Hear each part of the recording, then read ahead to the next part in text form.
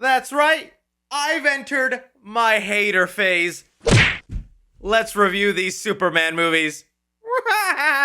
Superman Returns, Man of Steel, and Batman vs. Superman. I mentioned in part 1 of this review series, I only just now for the first time watched the Christopher Reeve era of Superman films, but in this part 2, you'll actually hear about my thoughts on the Superman movies I actually grew up on. These are the Superman movies I genuinely remember sitting down and watching them in the theater, or even seeing trailers play in between commercials and cartoons, getting hype and even disappointment with the outcome of some of these. I'm gonna say up top, I like a lot about all 3 of these movies. I think all 3 of them have something that make them unique, that have them stand out, but also there is a lot, and I mean a lot, of things I really don't like. And it's gonna make me sound like the biggest hater, so I thought, why not dress the part, baby? So sit back, like, subscribe, and let's hit play on Superman Returns from 2006. So to me, this is the first Superman movie I actually remember sitting down and watching for the very first time. I remember it so vividly like it was yesterday because it was a blockbuster night. My family had just gone out. We rented the movie, microwaved some popcorn, had my little Coke on the side, and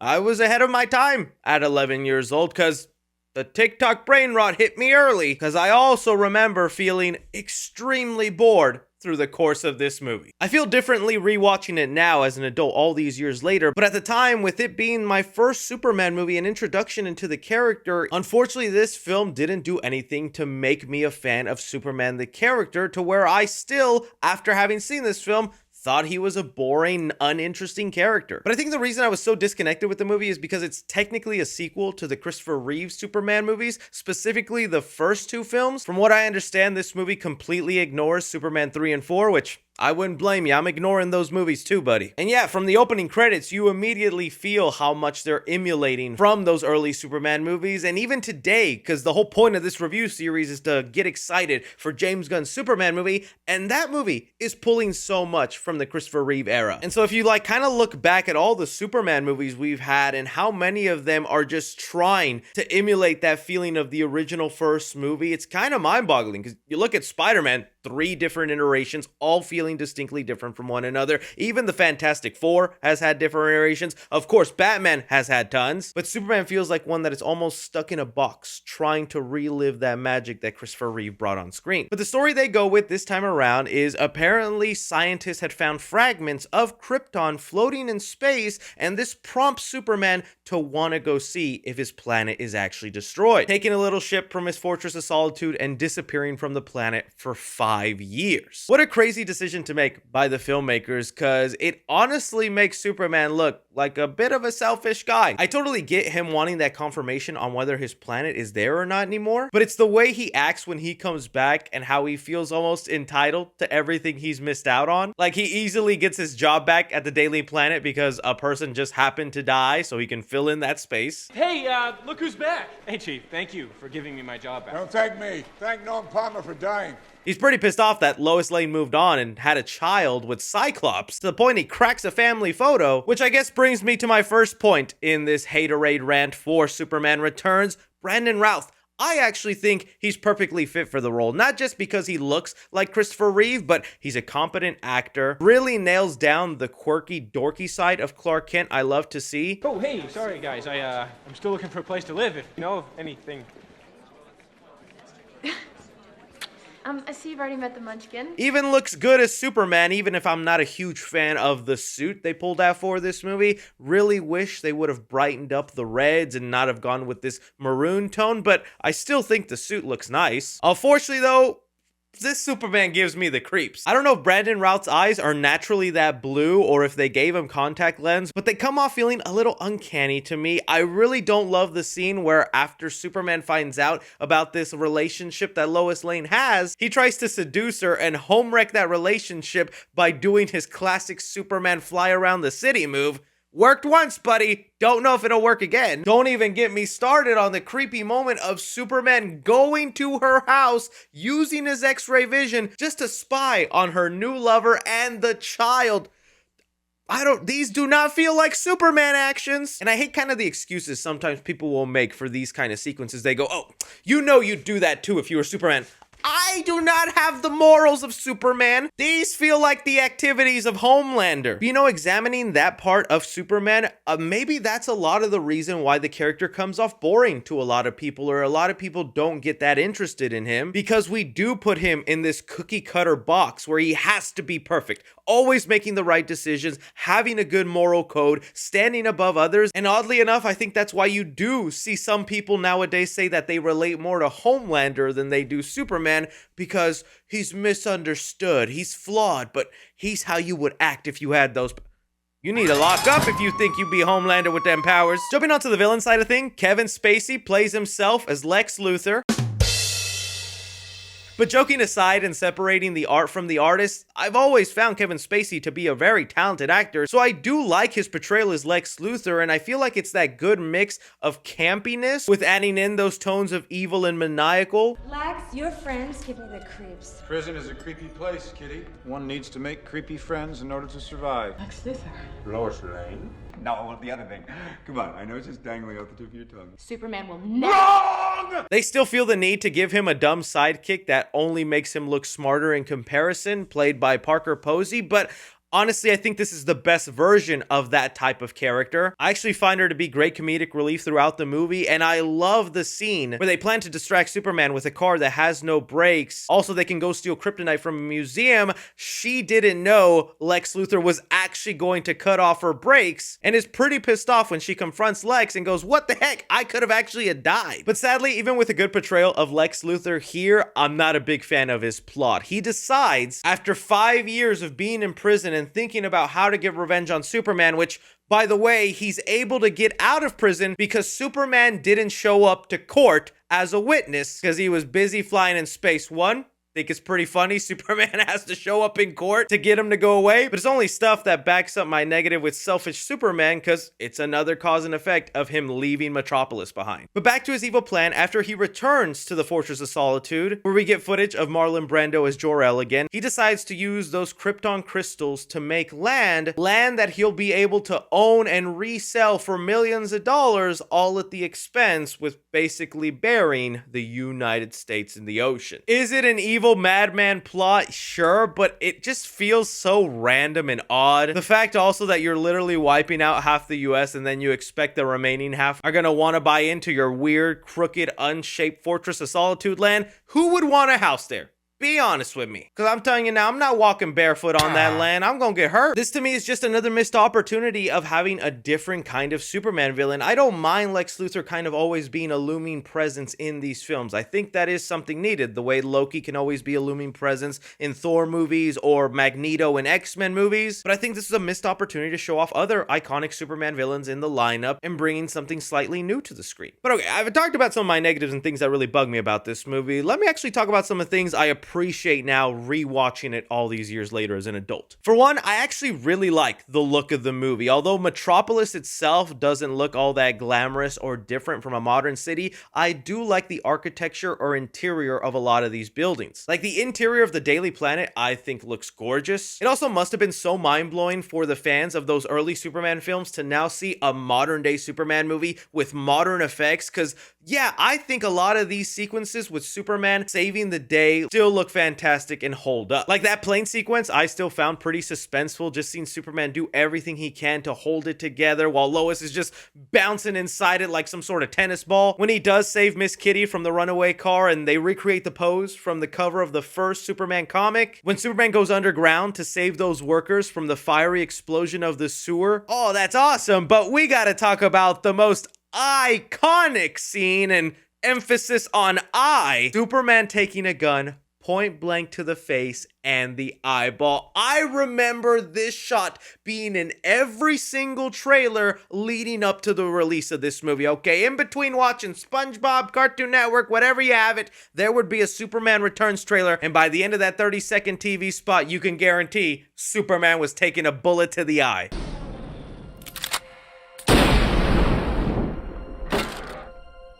You won't believe your eyes. It was like such a huge selling point, and to this day, I love that shot. You know Superman's invincible, but you don't think about the eyeball being so invulnerable and how easily that bullet just falls off his face. Like, if we want to talk about top 10 most aura farm Superman moments, this is number 2 or 3 on the list, man. But back to being a hater, let's talk about the big plot point or twist of this movie, Superboy. So through the course of this movie, we see Lois Lane with her new husband, James Marsden, who I do want to say, that's another reason I kind of secretly hate Superman Returns, because this is directed by Bryan Singer, who I know, not a great person, but I blame this movie for the outcome of X-Men 3: The Last Stand, because Bryan Singer was not part of that film. And also, Cyclops was killed off pretty early in that movie. And from what I understand, it's because of his role in part in Superman Returns. Which I can't believe, man. How could you give up playing Cyclops just to be the other guy in a Superman movie? I will say, though, I do like how James Marsden's character isn't an a-hole and he's actually a good guy. It's always been such a cliche trope that whenever the main hero is in love with a person, their current boyfriend, fiance, husband is always a douche. But not here. Like, this guy actually is respectable. I feel bad that Superman's trying to steal his girl away. Anyways, though, they try to fake you out and make you not think that this is Superman's child by giving him a lot of issues. He has asthma, along with other health conditions, is pretty quiet, although he's very easily able to figure out Clark Kent is Superman. So supervision confirmed. But to me, it's not even the inclusion of Superboy in there. I actually love that idea, and it was probably one of the only things as a kid I found so fascinating and made me interested for a sequel, because I'd love to see a father and son Superman movie and what that would be like to be raised by Superman. As creepy as the scene is where Superman just goes to the bedroom of the little boy as soon as he finds out it's his, that speech he gives him about not being alone, that he will be there to guide him, that he'll have the life he couldn't have, like, I think that is beautiful, even with the creepy context of how that scene comes about. You will be different. You'll be odd, different. You will make my strength your own. You will make my strength your own. You will see my life through your eyes. See my life through your eyes, as your life will be seen through mine. The son becomes the father. The son becomes the father. And the father becomes the son. But it's the way they chose to do the reveal. Because you see Lois Lane is being held captive and she's desperately trying to send a fax letter to the Daily Planet that she's in trouble. One of Lex Luthor's goon catches on to this, starts manhandling her, and Superboy, of course, protecting his mother, chunks a piano at the guy and murders him. His first action as a superpower being was murder. And I know, I get it. I can see the comments. Oh, here we go. You know you would do it to it if it was your mom. Okay, maybe yes, I would. But in the world of superheroes and fictional characters, I would hope the first super action a hero takes is not murder. It also doesn't help that immediately after, his own mom is staring at him with fear. And the kid has this deadpan stare back like, maybe I will slap my mom right now. I don't know, I feel like with all the debating and controversy with the Superman neck snap, this is the real debate and controversy us fans should have been having for years.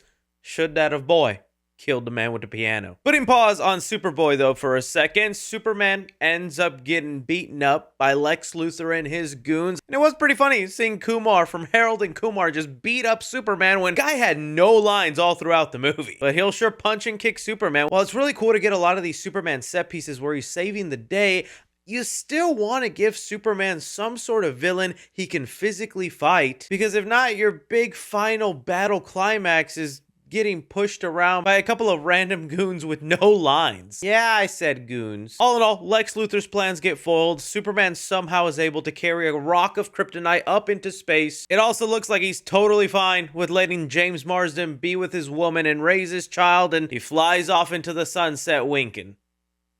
Superman Returns, baby. Again, I totally get if this is one you enjoy or you have a special place in your heart for this, because there's elements of it I do enjoy, but as a whole, it was just another Superman movie that didn't do anything to make me a fan of the character. Now, this next Superman film, that might be a different story. Zack Snyder's Man of Steel. Oh buddy, oh boy, this is the first Superman movie that actually made me interested and excited for the character of Superman. Oh, don't hit that like button yet though, boy. I'm not finished. To me, Zack Snyder was the person that made Superman cool for me, and Henry Cavill I thought was such a badass, intimidating, and heroic version of the character. Pair that along with Zack Snyder's amazing visuals. As annoying as some of the Snyder fans are, I totally get why he has a cult following, because the man really does visually make masterpieces. And that's how I felt with like the opening of this movie, right? We are put into Krypton and Zack Snyder is going a completely different direction with his interpretation. Flying beast creatures, political intrigue, not to mention super unique futuristic technology that isn't just the cliched holograms and flashy lights. I'm watching this opening with the awesome costumes, great acting with Russell Crowe and Michael Shannon, and I'm thinking to myself, what nitpicks or negatives am I gonna have with this? Like, all of this is so oh yeah, that's right. And that feeling right there is put on repeat every 10 minutes when watching a Zack Snyder movie. You are constantly hit with some of the coolest visuals you'll ever get, really great acting, some dialogue that is so strong and memorable. Then join me. Help me save our race, the degenerative bloodlines that led us to this state. And who will decide which bloodline survives, Zod? You? You have abandoned the principles that bound us together. I will honor the man you once were, Zod, not this monster you've become. And then immediately followed by a big giant echo fart that starts to sour your taste bit by bit. What are you smiling about, Captain? Nothing, sir. I just think he's kind of hot. Watching Man of Steel, that would happen. I'd be on this high. I'd be happy, and then I'd go, oh yeah, Clark has the DNA to save Krypton and he's the key. Clark's childhood kind of being looked through the eyes of a horror movie, with him trying to understand his powers, but still feeling the need to save people at every turn. Great. Oh, you have a father that tells him killing is maybe okay. Clark, you have to keep this side of yourself a secret. What was I supposed to do? Just let him die? Maybe. Amy Adams, a strong Lois Lane who is able to figure out the identity of Superman using her journalistic powers. Oh, she's in space using Superman's hologram dad to fight Kryptonians. And the list goes on, and stuff like that eventually piles on that really take away from some of the stronger visual storytelling that Zack Snyder is great at. Beginning on to like individual elements about Man of Steel, let's start off with the villain, Michael Shannon, Zod. Absolutely freaking love him from the minute he's introduced, and this idea that each Kryptonian is born with a purpose and his is just to serve Krypton and protect it at all costs is such a great motivator for him as a villain. And I love the scene where he's yelling out how he's going to find Kal-El. You believe your son is safe? I will reclaim what you have taken from us. I will find him! Me in the library with my Where's Waldo book. I will find him. I will find him. I will find him! But at no point do you ever question General Zod's mission and what he's trying to accomplish. I do just think it's kind of weird that in the middle of Krypton about to be destroyed and everyone dies, the traitors or the people who have to go to jail are actually put in a safe space where they will actually be spared from the destruction of Krypton. That always kind of was iffy to me, but whatever. It's about as iffy as the penis pods in the opening. Guess it was just to show you how manly this movie was going to be, because let me tell you, I wasn't ready for a shirtless, hairy Henry Cavill. My goodness. Henry Cavill in his Superman body looks so good. I genuinely think there's more men that appreciated this physique over women. But getting on to that point of Henry Cavill, this is really where my rewatch and my time now understanding Superman and learning more about him, it's really made me conflicted on Henry Cavill, because although I realize now Zack Snyder's interpretation of Superman isn't really an accurate portrayal of Superman, I don't want to turn my back on this version because it's actually the one that made me like Superman, even though I'm realizing now all the things I kind of like about this version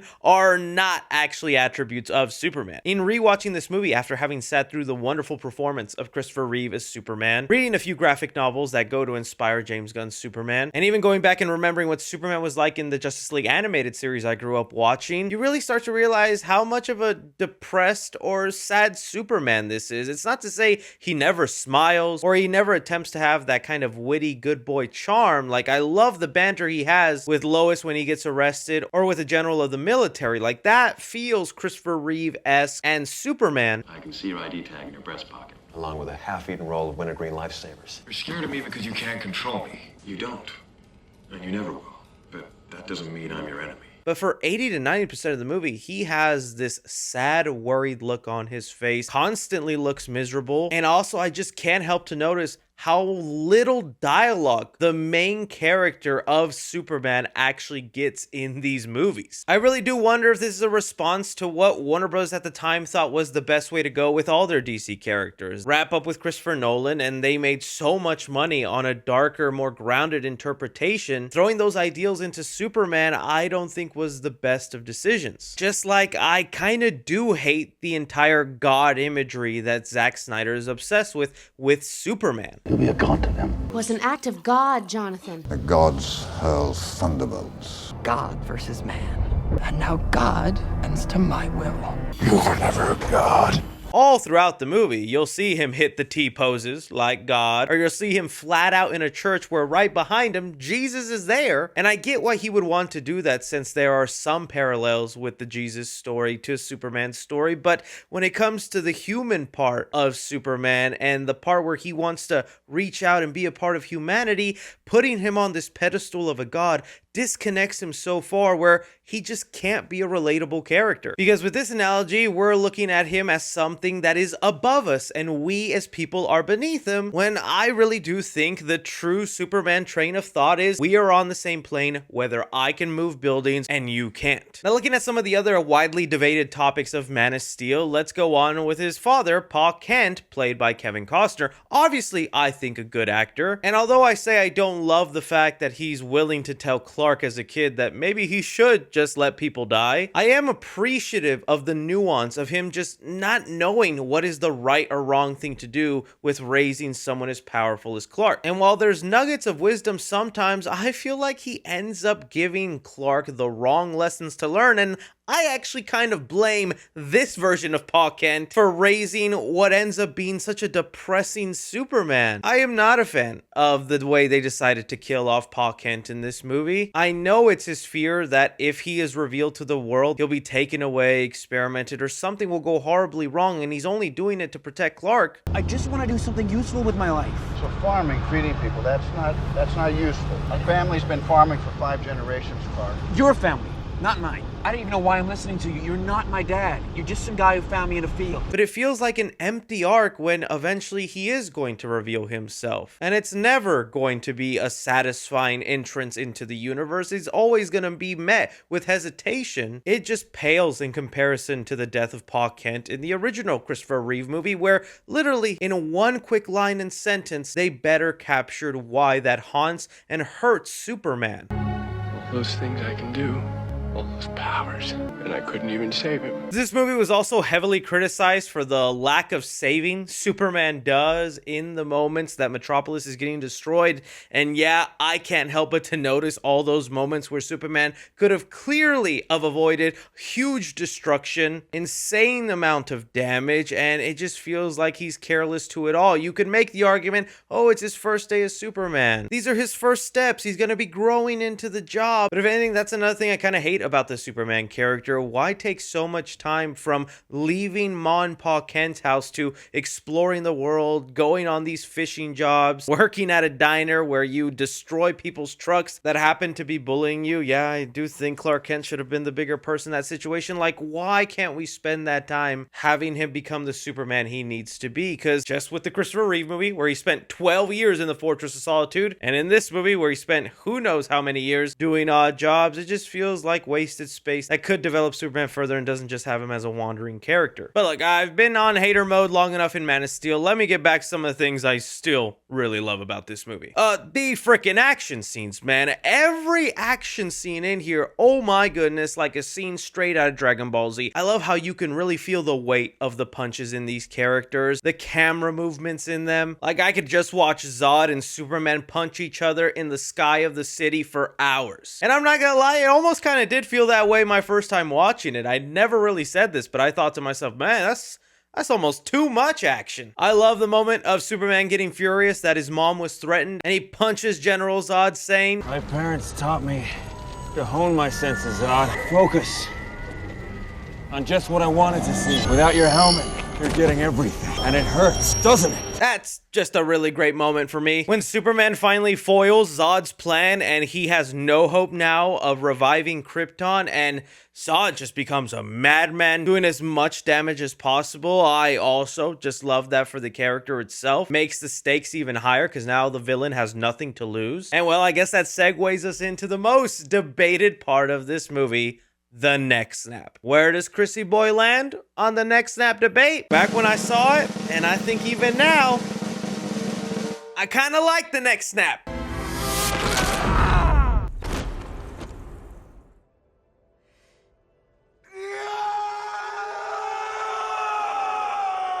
Oh my god, when I saw that for the first time, that is the most compelling thing I had ever seen from Superman. No, like seriously, hats off to Zack Snyder. Whether it's a decision you liked or didn't like, it was going to draw up opinions, and to this day, we still debate about that. I completely agree that that is not in Superman's morals, that's probably something the real Superman would do. He would somehow find a way out of that situation, and he'd get to a point where he could subdue Zod and somehow imprison him. However, we have established now, Henry Cavill is not traditional Superman. This is honestly a very different take, and for all the hate Zack Snyder gets and Henry Cavill's interpretation, dude, this is one of the only Supermen that isn't trying to emulate Christopher Reeve. No, seriously, think about all the Supermen that we have currently going on right now. Specifically in movie form, you have the first 4 Christopher Reeve movies that are obviously his. Then you go to Brandon Routh's Superman Returns, that is a soft reboot, but that is all emulating Christopher Reeve. And now you have James Gunn that is also emulating those vibes and trying to pay respect to Christopher Reeve. Henry Cavill's Superman was the only Superman that tried being his own thing without paying homage or pulling in from a previous version, and that's gutsy. So for this specific version of Superman, I actually love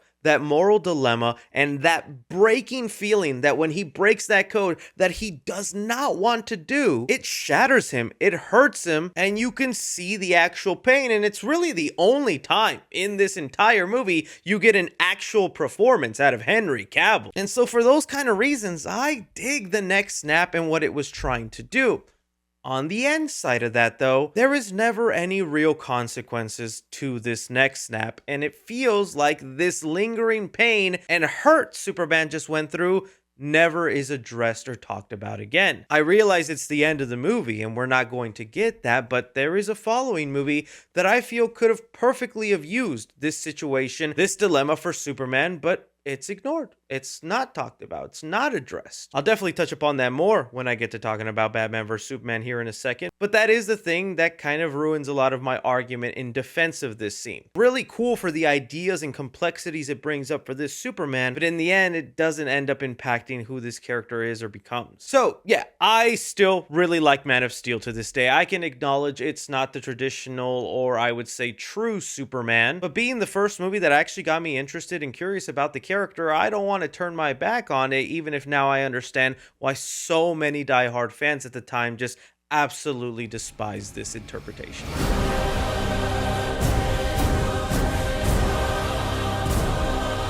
Batman versus Superman. Oh, everything in my channel has been leading up to me giving my full opinion on this movie, and well, I've grown a couple of hairs since this review started, and I need to be in full Lex hater mode when I talk about this one. This is the movie, guys. I think if this movie did not exist, you would not see the channel I have here today, because I was enraged, exploded with emotions and thoughts the first time I had watched Batman vs. Superman. This was one of the most hype movies I think of my entire life. It was literally Batman fighting Superman. Like, that is something we have been wanting to see forever, and I still remember being a kid and seeing I Am Legend and them teasing a Batman vs. Superman movie. And just like I do now, back then I was in my room on a daily occurrence searching up Batman vs. Superman updates and reading everything, whether it was set photos, possible details, rumors. Like, I was ingesting it all in and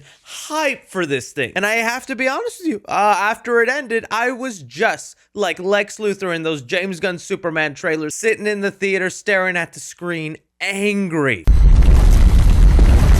With all that said, Next year, it'll be 10 years since this movie released, and in those 10 years, a lot has happened. We have gotten the Ultimate Edition that, yes, I agree, is a much better version than the theatrical. Fixes a couple of issues I had with the movie. Also, the blow and the hatred I have for it is now softened after Zack Snyder's Justice League came out, and that being a really good follow-up to the film where I think Man of Steel, BVS, and Zack Snyder's Justice League is actually a pretty awesome trilogy. So over the years, my passionate for hating this movie has softened, and now rewatching it, I can appreciate a lot more things. So all that blabbing is to say, although I'm going to be very strong on some of my negative thoughts on this film, it's not all bad, and I do have some things I've actually grown to like about this movie. So let's just go ahead and hit play with Batman vs. Superman: Dawn of Justice from 2016. So this movie, much like its title, opens up with Batman. We get a really quick shot origin of this version of Batman, which honestly, I love things like this. Lately, it's become a debate with the new James Gunn Superman movie, whether new iterations of a character should include the origin. I think Batman vs. Superman do it perfectly, where you can show the origin, you can have it happen, and it doesn't take up more than 2 minutes of screen time. But boy, also, let me tell you, this is where the beauty of Zack Snyder comes in, because Zack put his entire Snyder-ussy into killing Bruce Wayne's parents. And for the many Batman reboots we're destined to get for the rest of all eternity, I don't think there will ever be one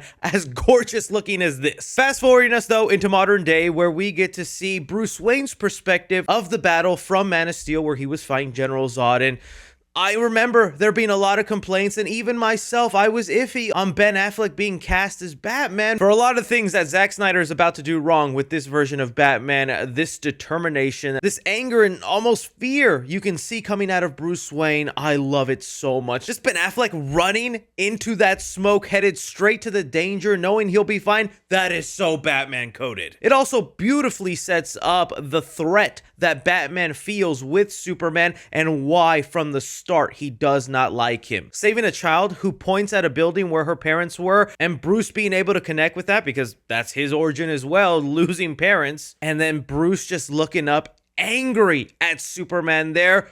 Perfect setup. And I'm rewatching this now going, wait, why don't I like this movie again? This is freaking awesome. But as has it, when I watch the Zack Snyder comic book movies, the oomphs have to be a coming. You would think Superman's destruction and what General Zod did in Metropolis would be enough for the government to question Superman, to be like, hey, maybe we need to see if we can tame him, put him down, control him or something. We also set up why this would be a perfect reason for Batman, but instead the movie feels the need to include this Middle East plot where apparently the people believe that Superman gunned down these people. He came down. Then came fire. Even worse came after. The government attacked. No mercy in the villages. My parents tried to run. And this is actually what sparks up the controversy in question about, should Superman be allowed? Dumb. Immediately after that though, then we were taken to Gotham City where, oh dude, I love the vibe and feel of Gotham. Even this scene where Batman is just hanging on in a corner, although it looks a little funny, the movements of this Batman feel like comic book Batman. But I hate this subplot of him branding people and that branding signature basically marking those prisoners for death. And yeah, let's just get into it. I know this is Superman reviews, but I gotta talk about how they butchered my Batman. I don't care how annoying it is. You've had 9-10 years of people complaining this. I'm gonna be one of them.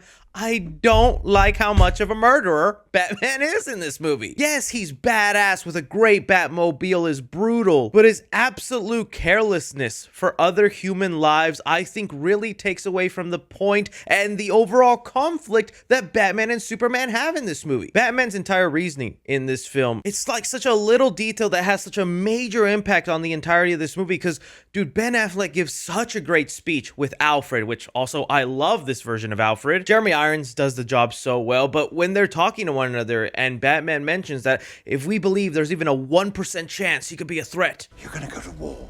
That son of a bitch brought the war to us. He has the power to wipe out the entire human race, and if we believe there's even a 1% chance that he is our enemy, we have to take it as an absolute certainty. That speech is so good, but it means nothing because you yourself as Batman carelessly kill and torture other humans, so what do you mean you care about the human race? This is where I think they could have really have carried over the consequences for Man of Steel and Superman killing Zod. It fits in so perfectly with what Batman is saying here, where it's like, dude, This guy is a god. He was willing to kill his own people, the last of his kind. How do we know he won't turn on us like that when he's so willing to kill his own? That's how Batman should see that. It's not because he's sad or upset that Zod got killed. No, it's because the implications of that. It would bother Batman that Superman would so easily do that to his own people, so why wouldn't he do that to someone that isn't even of his own species? Probably further fueling him to stop this individual. Now, I'm gonna be nuanced a little bit on this because there are aspects that Zack Snyder was trying to do with Batman that I do really like. Although I'm not a big fan of this being the new start of a new DC cinematic universe, and the Batman we get is one that already has so much history and cool things behind him. Like, I was pissed off when he walks by the Robin outfit and Robin is just dead in this universe, clearly killed by the Joker, and it's just a storyline we never got. That is such a huge disservice to the fans. Why would we want to see a Batman with all the coolest things he's done is already way behind him? Plus, I'm even more mad that that Robin is Dick Grayson, or a version of a Robin that actually gets killed in the comics. No, it's Dick Grayson, the best Robin, killed and gone, and Batman just has it up there as a monument? Like the Penny and T-Rex from his cave? Pfft. Zach, you spit on my dick, I spit on yours. But now that I've had almost 10 years to be okay with old, grizzled, out of his prime Batman, I do like the idea that this is a Batman that has kind of lost his way a little bit, that he isn't as forgiving, that he maybe is a little bit more brutal. I wish it didn't go as far as to him just willy-nilly killing people, but I could have maybe forgiven the branding or just how absolutely ruthless he is to some of the thugs, like throwing entire 100-pound crates at their heads, because then it creates an arc for Superman to help him see the light and the hope, and that he shouldn't be doing that, which the movie tries to do, although it's never fully developed. I got more Batman stuff to say, but this is still a Superman review, so let's get on to the Superman stuff. So when we get back to Superman and his Clark Kent life, I really love this scene of just Lois with her soapy body giving a heart-to-heart to Superman. Just, I don't know, man. It just doesn't feel right. But getting past scenes like that, when we see more of Clark Kent and his life, I really can't get past how Zack just makes this Superman so joyless, so unhappy. He's consistently looking so sad, worried, and depressed. I'm even surprised to see how defiant he is in work with Perry White. I understand he wants to do a story on this Batman character and how he's not taking care of criminals the right way. If I'm being honest, he actually doesn't really start to feel like a good interpretation of Clark Kent until he's having that one-on-one conversation with Bruce Wayne at Lex Luthor's party. Like, I do love that scene and the chummy back and forth, especially since all throughout this party, Batman has been pulling his fake Bruce Wayne persona side out of this like drunk billionaire. Always love when they do that with Batman, and Ben Affleck does play that so well. My foundation has already issued a statement in support of books. Well, pretty girl, bad habit. Don't quote me, all right? What's your position, the Bat Vigilante in Gotham? Civil liberties are being trampled on in your city. Good people living in fear. Don't believe everything you hear, son. The Daily Planet criticizing those who think they're above the law is a little hypocritical. Considering every time your hero saves a cat out of a tree, you read a puff piece editorial about an alien who, if he wanted to, could burn the whole place down. But it's the vibe that Henry Cavill gives in these scenes as Clark Kent that I wish it was more present throughout the movie, but not that big of a deal. Like I said, this version of Superman not being as happy and hopeful isn't a complete deal breaker to me, but now after having sat through Christopher Reeve, Brandon Routh, and seeing glimpses of what David Cornsweet's Superman's gonna be like, I can't help but to notice just how polar opposite this Superman is in terms of that joyful side. But getting on to other controversial aspects about Batman vs. Superman, I think you're gonna be surprised by this. I actually really like Jesse Eisenberg's Lex Luthor. I'm never someone that feels like characters have to exactly be like their comic book counterpart, as long as they bring in the essential element that made them that character. I will fixate on Batman killing people because I feel like that takes away an essential core part of what makes Batman who he is. But when it comes to like this version of Lex Luthor, I dig what Zack Snyder was trying to do. He's not subtle with it at all. Again, that's the thing we've learned with these movies, although there is some beautiful dialogue, I'm not going to deny that. These movies are not subtle in what they're trying to feed to the audience. Lex, it is a pleasure. Ow! Wow, that is a good grip. You should not pick a fight with this person. You don't think Dad would mind, do you? If I changed just one thing in this room? That should be upside down. We know better now, don't we? Devils don't come from hell beneath us, no. They come from the sky. He clearly wanted to do a modern day young CEO the way we got one with like Mark Zuckerberg and Facebook, partially Elon Musk at the time. And so what's he do? Let me just cast the guy who actually played Mark Zuckerberg in Hollywood. Very, very subtle, Zach. And yeah, look, I don't love his extremely quirky moments where he like feeds Jolly Ranchers or becomes cartoonishly manic at the end when like snot's even coming out of his nose. But like at this party scene where you can almost feel why this version of Lex Luthor really doesn't like Superman is he's socially awkward. He's one of those geniuses that never figured out how to interact with people. He absolutely bombs in his speech, and I think it does bother him that someone like Superman can be so well liked over just the gifts he was given when his gifts go underlooked. Even the rooftop scene where Lex Luthor is talking to Superman in those moments, it's not a traditional Lex and Superman relationship I like, but I still bought in to his menacing side. So although I wouldn't want every version of Lex Luthor to be like the Jesse Eisenberg version, I actually welcome this one, and it didn't bother me, and I actually found it slightly refreshing. But I do hate that in this movie, they want to credit Lex with being the reason Batman and Superman fight. It's more added stuff that's put into this already overly long movie, where we now know Zack's original cut was supposed to be 3 hours long, and the studio had him bring it down to 2 hours and 30. Take away the Middle East plot. Take away Lex being so crucial to them fighting when Batman was already gonna fight and go after him either way. Because even on Superman, Clark Kent's side, he was already putting his foot down and telling Batman, hey, don't do this anymore, you shouldn't. Next time they shine your light in the sky, don't go to it. The bat is dead. Consider this mercy. Tell me, do you bleed?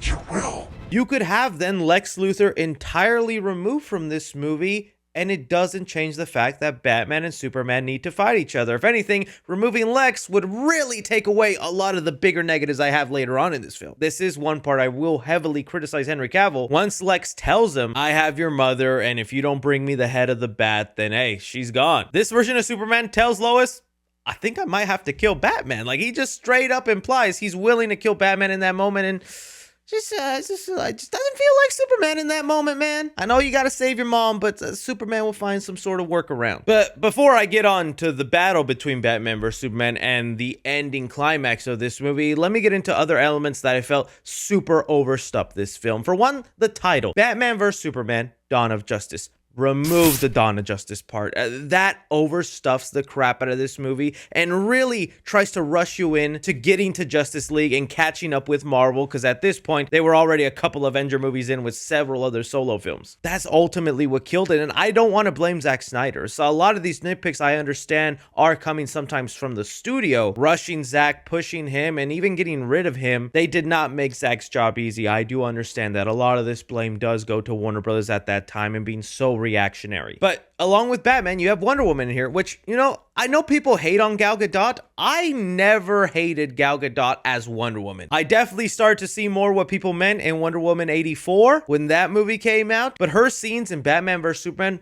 I feel like they perfectly fit, and it's not a character I needed removed. I felt like she actually worked in this movie, and oh, I love the scenes between her and Bruce Wayne. It's the File and the other added metahumans that they stuffed in here. I get Lex Luthor was maybe looking out for other metahumans, but to create logos and files and show them off, this feels like it should have been a post-credit scene or something, not an entire scene of the film where we get each character and even the origin of Cyborg all at once. It's too much to throw in, just like I think the nightmare sequences are so unneeded. This is a part of the Zack Snyder movies will just never get fulfilled, and I don't know if I want those fulfilled, because in this universe, we get to a Superman that is evil. Reminder, if that's what we're building towards in the Zack universe, I don't know if I want the Snyderverse back, because I don't want a world where we get Injustice Superman of him ruling the world with an army and killing all his hero friends. That's what the point of this was, and it wasn't a nightmare sequence, it was an actual vision of the future, because we get Barry Allen the Flash telling Batman he was always right, that Lois is the key. Lois Lane! She's the key! Find you soon! You've always been right about him! Find us, Ronan! You have to find us! Because in this world, Batman was eventually gonna bone Lois and have a kid with her, pissing off Superman more. I'm getting angry already. Zack Snyder's Justice League didn't remove that either. The dang post-credit scene is freaking Joker and Batman working together to fight Superman. Again, I get Zack Snyder was awesome here and there. Is that really what we want? Movies where Superman is just a villain and being controlled by Darkseid? Not me. Not me. So if I had it my way, I would have completely have removed those nightmare sequences and all the other metahumans. Just let Wonder Woman and only tease her photo from the past. That'd be all. But okay, we get on to the scenes of Batman fighting Superman, and yeah, it's pretty badass. Oh man, it is so gorgeous to look at. And even comic book movies nowadays, almost 10 years later, don't look as good as this fight does, man. It's so nice to look at. Love seeing Batman get the upper hand. I love the moments when the kryptonite starts to wear off and Batman's punches aren't as strong anymore and Superman gets his hits back. Even if I think at the beginning of the fight, when Superman is trying to talk to Batman about what's actually going on and having to save his mom, instead of talking to him, he pushes him 10 feet away going, all right, man, now we gotta talk. Now that you're way over there and can barely hear me. But whatever, right? They needed to fight either way. It's not like they were going to talk it out and be like, oh, dude, I'm sorry. Let's just... That wasn't going to happen. But that does lead us in to the iconic scene. The next snapping moment for Batman vs. Superman. The Martha scene. Find him! Save Martha! Martha. Why did you say that name? Martha, why did you say that name? Why did you say that name? What does Chrissy Poo think of the Martha scene?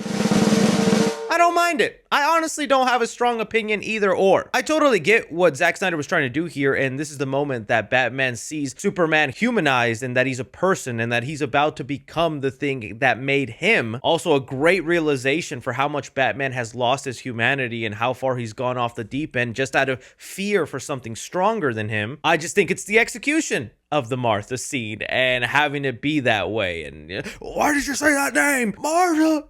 You're killing Martha! Could have been better executed, but honestly, I don't mind the scene. I'm okay with it. But what happens next? Oh, while all this was going on, Lex Luthor had a plan B and used the dead body of General Zod and mixed it with his own human blood to create Doomsday. And that to me there is where I just disconnect fully from the movie. You do not need Doomsday in a world where Superman has only been Superman for like a couple months. This is a second appearance in the cinematic universe and we're going right to the death of Superman's storyline? No! This is what happens when there is people who don't know how to write a Superman fight. I've seen a lot of people complain that in James Gunn's Superman movie, we're getting a weaker Superman that can get his butt whooped by several different characters. But this is then what happens when writers don't know what to do than creating other characters as stronger than Superman that could kill him. You go right to a death scene. That way, when you get to your Justice League movie, you can't use Superman as the thing to save everything until the very end when he's resurrected, because Superman is just that OP, that powerful, and thus it makes him boring. A Superman can fix everything in such a snap so easily every single time. Writers feel the need to kill him off just so that they can write a movie. And that's what honestly pisses me off about this. And for all the good visual effects and awesome sequences in this, I hate the little fart energy bubbles that Doomsday gives off every time he's attacked. I know it's part of his character and that's Doomsday thing that he only gets stronger with every hit, but the design is so lacking even if he eventually grows into it. Batman's also just bouncing around aura farming his comic covers in these scenes. Wonder Woman though, hey Gal Gadot all you want and I totally get it, but her as Wonder Woman in these scenes, whew, someone get me a wet towel, baby. It was pretty hot to look at. The ending of this movie just pissed me off with Superman dying. I did not feel anything emotional. It did not hit me. It just left me with such an angry face going, how would you think this is a smart thing to do? 2 Superman movies in, and the second one isn't even his, it's half his. It also only made it worse at the time because the Justice League had already started filming at this point. So us, the audience and nerds going to see these movies, already know that Superman is supposed to show up in Justice League, but you just killed him off. Oh, gee, I wonder if this is permanent or will have any impacts on the film. It didn't! It didn't! That's what I'm saying, man. You could have done this whole movie and actually have removed Lex Luthor, because with no Lex, you wouldn't have this forced dumb plot to have him make Superman and Batman fight when they were already going to fight each other based on what they already thought of each other, and then you wouldn't have Doomsday showing up at the end. I get that's the standard comic book trope whenever 2 heroes fight, is that they fight for a bit, they realize they were wrong, and then there's a bigger threat that they fight. Could have been so many other things. If you wanted to have Lex Luthor in there, why not make Metallo? Why not make like a Bizarro? Why go straight to freaking Doomsday? The emotions this movie gives me. And that's just honestly how I end up feeling about Batman vs. Superman as a standalone. I now stick to the Ultimate Edition, and Superman dying at the end doesn't hurt me as much because they ended up doing something really cool with it in Zack Snyder's Justice League. League, but just the first time I saw this and how I was standalone with just this movie, I was pissed.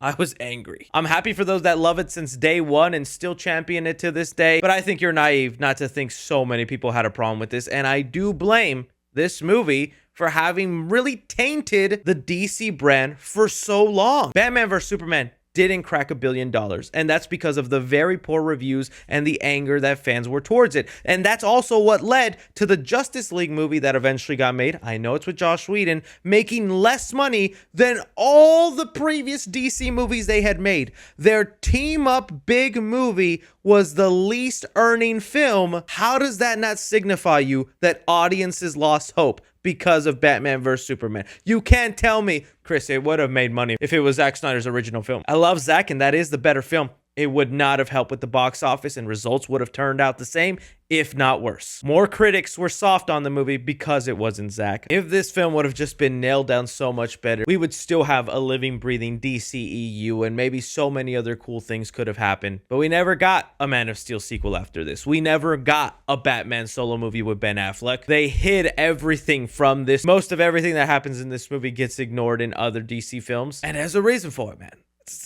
It's okay to like it, but you can't deny a negative impact this eventually had on all the movies to come. Oh, dude, I know this is not going to be one of my well-liked videos. Dislike bar is going to be probably huge, and comment section is not going to be friendly to me. But that's also why I'm Lex frickin' Luthor. I hope you enjoyed me ranting and complaining like a little baby about these movies. I still had fun. I hope you did. Don't forget to like, subscribe, but as always, I am the bald man of your dreams. Take care.